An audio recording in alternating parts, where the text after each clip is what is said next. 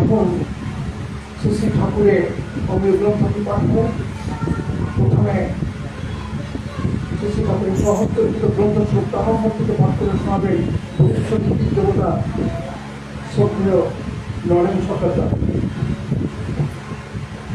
পরম প্রেমমান শ্রী ঠাকুর ভগবতের সহস্রিত গ্রন্থে শ্রদ্ধার থেকে কিছু অংশ পাঠ করে শোনানো হচ্ছে। যার উপর লাখের জন্য দাঁড়িয়ে আছে তাই ধর্ম, আর তিনি পরম পুরুষ। ধর্ম কখনো বহু হয় না, ধর্ম একই, আর তার কোনো প্রকার নেই। মত বহু হতে পারে, এমনকি যত মানুষ তত মত হতে পারে, কিন্তু তাই বলে ধর্ম বহু হতে পারে না। হিন্দু ধর্ম, মুসলমান ধর্ম, খ্রিস্টান ধর্ম, বৌদ্ধ ধর্ম ইত্যাদি কথা আমার মতে ভুল, বরং ও সবগুলো মত। কোনো মতের সঙ্গে কোনো মতের প্রকৃতপক্ষে কোনো বিরোধ নেই।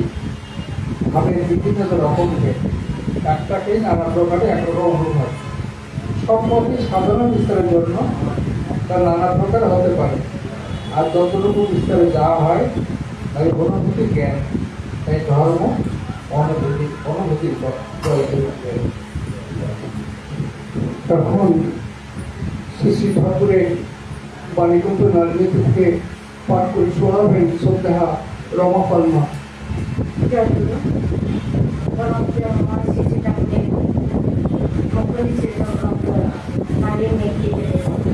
বিষয় উন্নতির পথে।